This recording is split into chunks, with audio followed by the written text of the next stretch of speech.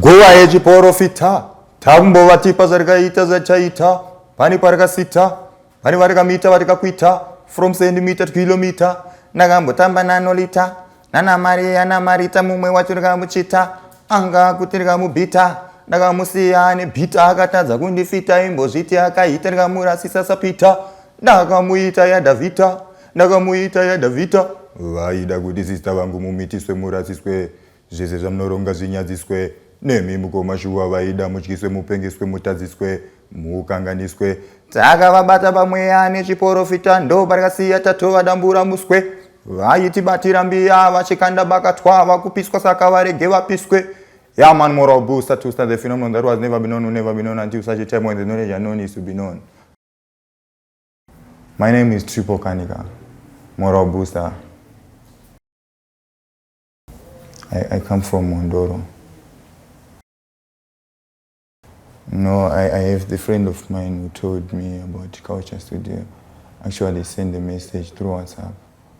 Then he showed me. That's how I knew Culture Studio. The song is I'm a Warrior. It has a meaning. Inotaura pamusoro pekuti there's a time munhu paanokura panosvika a time yaanombotaura kuti I'm now a grown up person.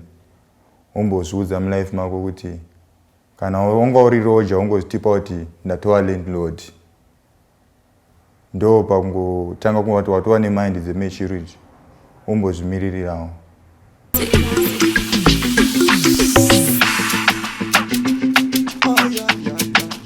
Moral booster to star even ya equals no nakura saka imwe attitude ndoda kumbokura anchaluka back pandakapura parakabuda zuva pakanaya mvura ingorala ifinda kumboita semusocha ndava landlord ndakumbosiya yechirocha ndakumbuka zirisa pese parikatocha ndatova imwe quality anchasiwe chifocha. So these days angisafuni vumbulu sengizondakakulu I want to be unexplainable, unshakable, unsuccumbible, unchangeable, durable, unavailable.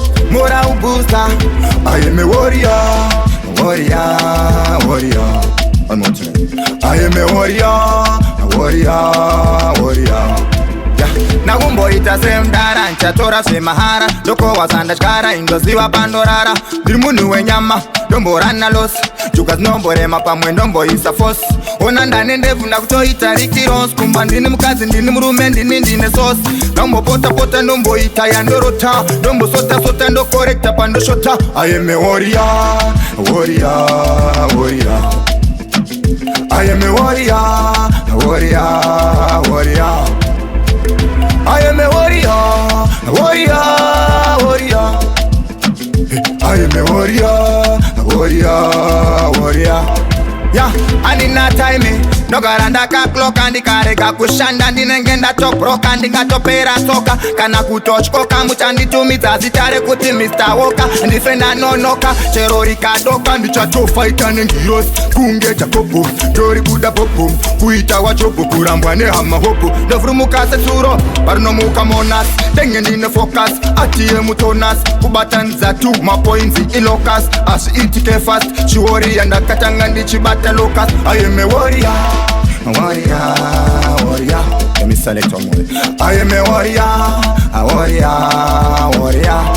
Yeah, ndosaka ndichiti ndakura saka imwe attitude ndoda kumbokura anchaluka peki pandakapfura parakabuda zuva pakanaya mvura I'm still alive.